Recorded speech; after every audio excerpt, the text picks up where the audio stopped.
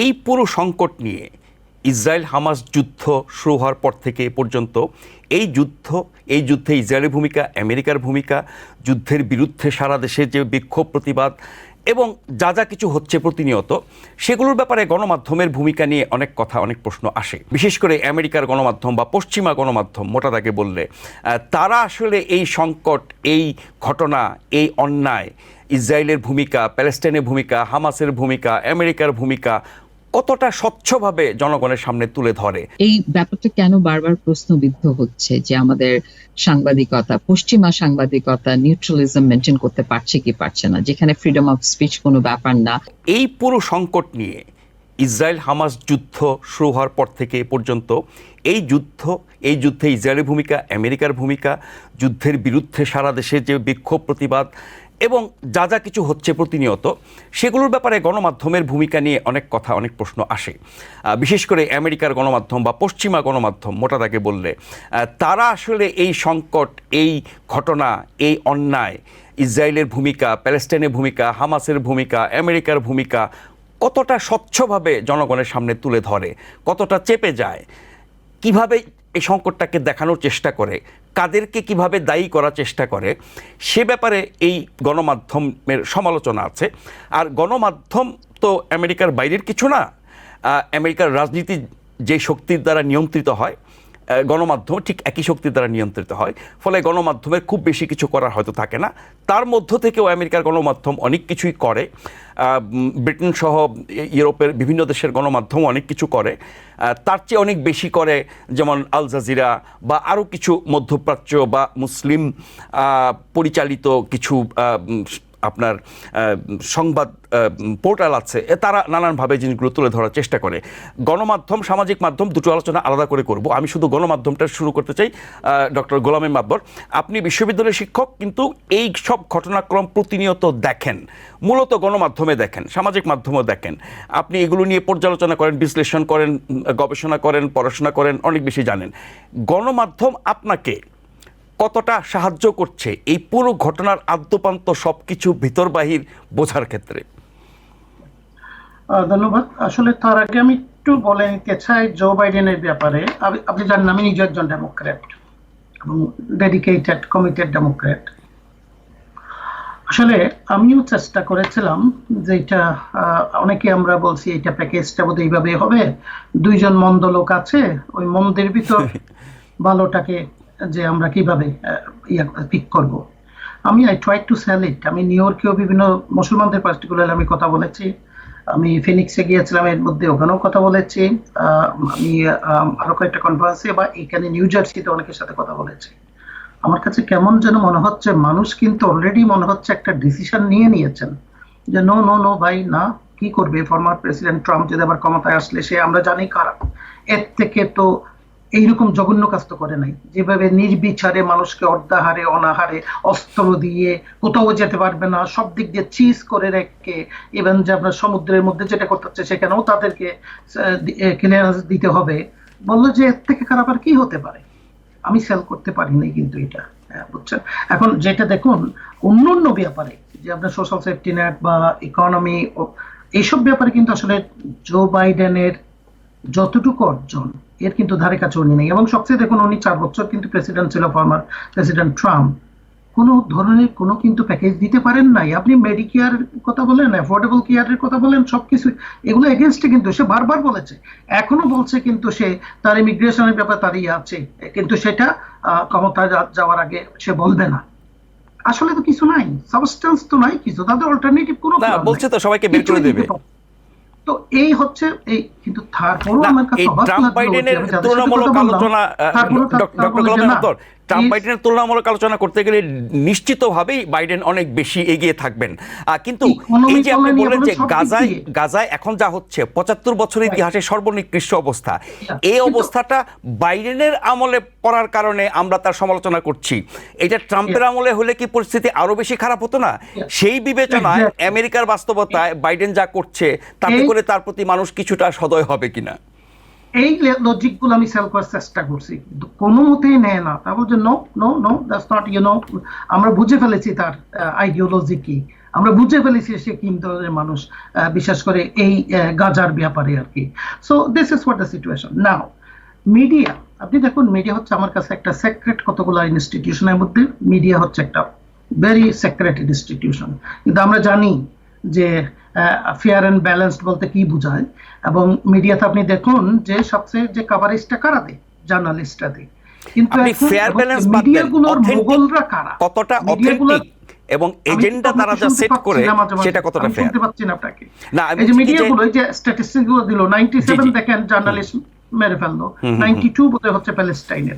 এখন আমরা যেটা মিডিয়াতে পাচ্ছি, যেটা আমাদের একটা ইনফর্ম ডিসিশন নেওয়ার জন্য বা একটা ওপিনিয়ন, এখানে আমরা ওপিনিয়ন দিচ্ছি আপনাকে, আমরা তো we are getting all this from different sources. এখন দেখা যাচ্ছে আমরা রাদার সোশ্যাল প্ল্যাটফর্ম, সোশ্যাল মিডিয়ার কাছ থেকে আমরা ইনফরমেশন পাচ্ছি। আমারই একটা ফ্রেন্ড কিন্তু 2 সপ্তাহ আগে, medical doctor, he went to Gaza to help, অনেক করে তারা গিয়েছে একটা এনজিওর মাধ্যমে আর কি। আমি তার কাছে যা শুনেছি, যা বললাম যে ওখানে কি আপনাকে হামাসকে দেখেছেন, বলছে না, হামাস বলতে ওখানে আমরা কিছু দেখিনি। আপনাকে ইসরায়েলিদের দেখেন, বলছে না, ও দেখিনি, কিন্তু ড্রোন সবসময় আছে। কিন্তু ট্রিটমেন্ট যেটা করতেছে, দেখা যাচ্ছে একটা বলছে একটা বাচ্চা ছেলে আসছে, 2টা পা কেটে ফেলতে হয়েছে তার। কিছুদিন আগে তারা যখন মুভ করছে গাজা, রাফাতে, তার আগে যেখানে ছিল সেখানে তার আরেকটা ভাই মেরে ফেলছে, তার বাবাকে মেরে ফেলছে, এখন তার মাটা তার সাথে আছে, এবং সেও কিন্তু বলতে গেলে একটা ইম্পিউটেড 2টো পা। বলছে এইগুলো দেখলে আপনার কল্পনা করতে পারবেন না যে কি যে হচ্ছে এখানে। তো এখন দেখুন, জার্নালিস্ট আপনার যাদের কথা বলেন, তারাই তো আমাদের করে, এটা তো মিডিয়ার সবচেয়ে বড় রোল।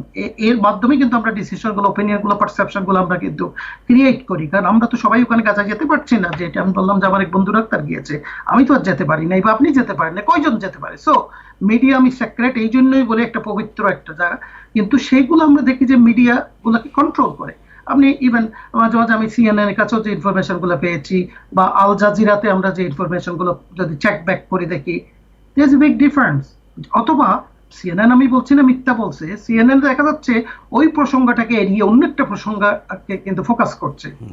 সো এই ফেয়ার অ্যান্ড ব্যালেন্স মিডিয়া কোথায়? একেবারে যেগুলা তো আপনার রাইট উইং বা একেবারে হার্ড লাইনের যেগুলো আছে, তারা তো টুইস্ট করছে, উল্টো ইনফরমেশন গুলো দিচ্ছে। So this is what the media's role. এবং এই মিডিয়া, বিশেষ করে আমি আসলে সত্যি আমি at one point I stopped actually watching CNN. I'm glued to CNN because at least MSNBC বলেন বা ফক্স বলেন, এগুলো আমি শুনি, কিন্তু সিএনএনটা নিয়ে আমি কিন্তু খুব করতাম। এখন সেই সিএনএনও দেখা যায় যে অনেক কিছু ইগনোর করা যায়, বারবার কিন্তু দেখা যায় যে সিএনএন এর চেয়ে এনবিসি, এমএসএনবিসি একটু বেটার কিনা? এমএসএনবিসি তারা মোটামুটি জনগণের সাইটে চিন্তা করে একটু তুলে ধরে, একটু নির্ভীকভাবে তুলে ধরার চেষ্টা করে। ফক্স তো টোটালি ডিফারেন্ট, যেটা আপনি বললেন যে জুইশ লবিকে কিভাবে ম্যানেজ করবে। জি, সো এই মিডিয়া হচ্ছে, ওনারশিপটা হচ্ছে ভেরি ইম্পর্টেন্ট। এইটা কন্ট্রোল কারা করে? সো এখন দেখুন আল জাজিরা ফর এক্সাম্পল, যেটার মাধ্যমে আমরা কিছু ইনফরমেশন পেতাম, সেটা অফিসটাই তারা বন্ধ করে দিল। যে সো দিস ইজ, সো মিডিয়ার যে একটা রোল, যেটা ইন্ডিপেন্ডেন্ট মিডিয়ার রোল, সাংবাদিকদের রোল, সেটা তো আমরা আসলে টোটালি ইন্টারাপ্টেড।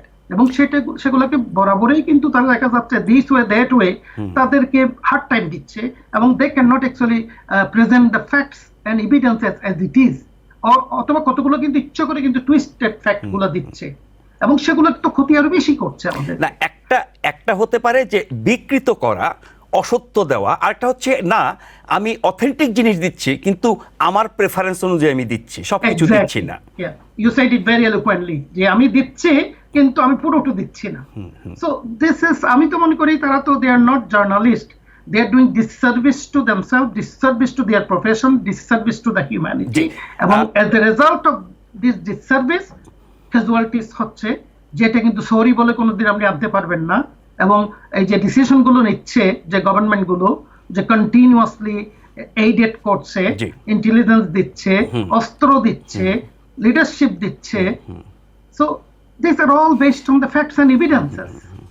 কিন্তু আমেরিকা তো freedom of expression, freedom of press তো একদম গ্যারান্টিড কনস্টিটিউশনালি, সেখানে তো কোনো বাধা হওয়ার কথা না। বাধা কি শুধু মালিকানা আর অর্থনৈতিক শক্তি? ফ্রিডম অফ স্পিচ বলতে আপনি যদি বিশ্ববিদ্যালয়ে যে স্টুডেন্টরা ফ্রিডম অফ স্পিচ এর কথা বলছে, সেটা হচ্ছে ভালো কাজ না। আবার আপনি সেটা ফ্রিডম অফ স্পিচের নামে anti-Semitism হয়ে ইনসারেকশন গেছে। করছেন, কংগ্রেস ভ্যান্ডালাইজ করতেছেন। So you see what a like double standard, you know, two faces জি অফ ফ্রিডম অফ স্পিচ। এখন ডিফাইন করবে কে? Who is defining freedom of speech? Who is complying, you know, the and protecting the constitution? রক্ষকই যদি বক্ষক হয়, তাহলে সেখানে আর আপনি কে freedom of রক্ষা করবে? speech জি এর কি থাকবে? আমি একটু আশাদান আপনার কাছে আসতে চাই। গণমাধ্যমের বিষয়টা দিয়ে শুরু করে আপনার কাছ থেকে আমি বিস্তারিত শুনবো মূলত সামাজিক মাধ্যমের বিষয়টি। গণমাধ্যমের ক্ষেত্রে আমার প্রশ্নটা হচ্ছে, গালফ ওয়ারের সময় প্রথম পশ্চিমা গণমাধ্যম প্রশ্নের মুখে পড়ে, তাদের ক্রেডিবিলিটি ওয়াজ অ্যাট স্টেক, তারা এমবেডেড জার্নালিজম শুরু করেছিল, সেটা নানানভাবে তারা কাটিয়ে উঠেছে।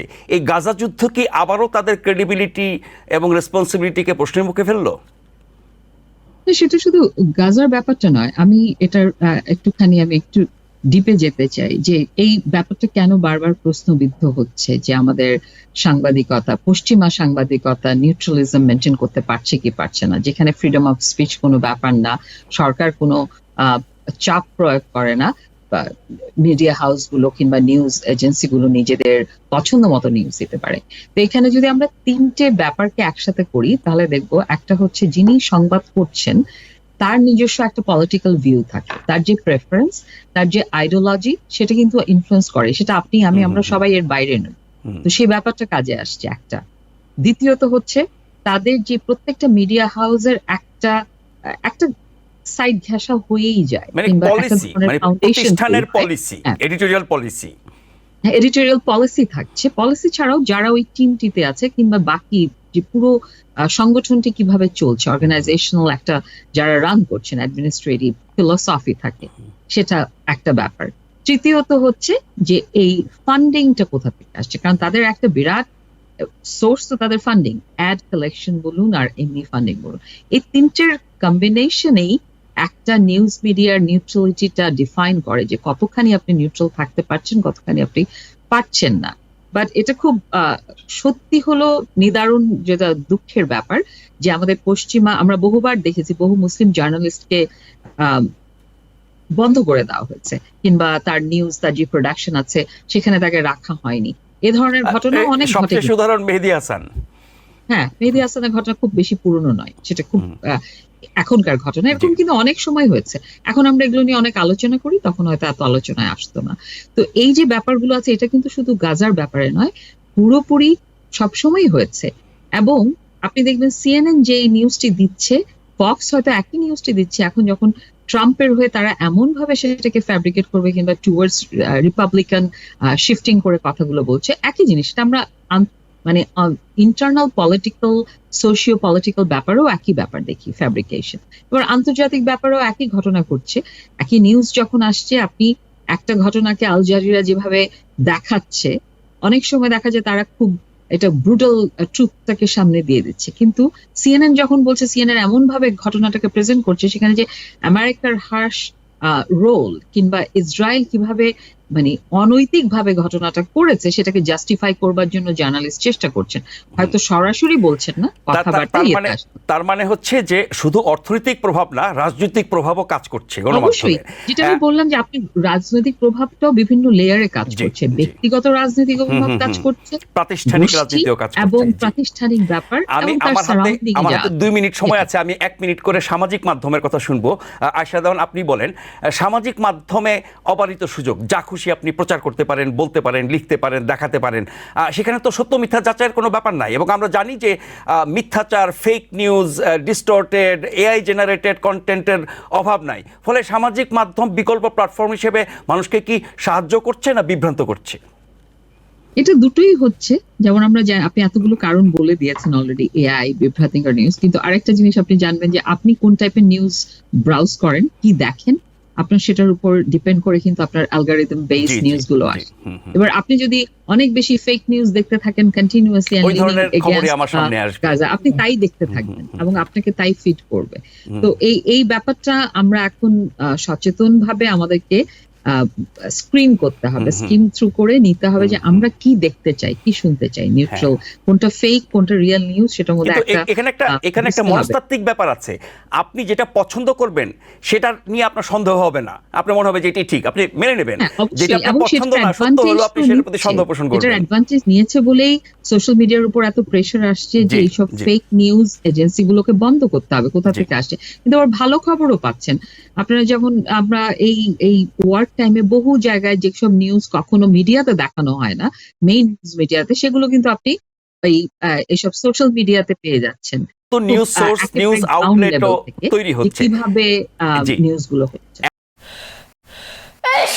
Because people sneeze. Because not everyone washes their hands. Because kids touch a lot of things. Set a date to get your COVID shot and RSV if eligible. Because if you're wondering, should I get my COVID shot? Think about other people. Learn more at nj.gov/health/vaccines.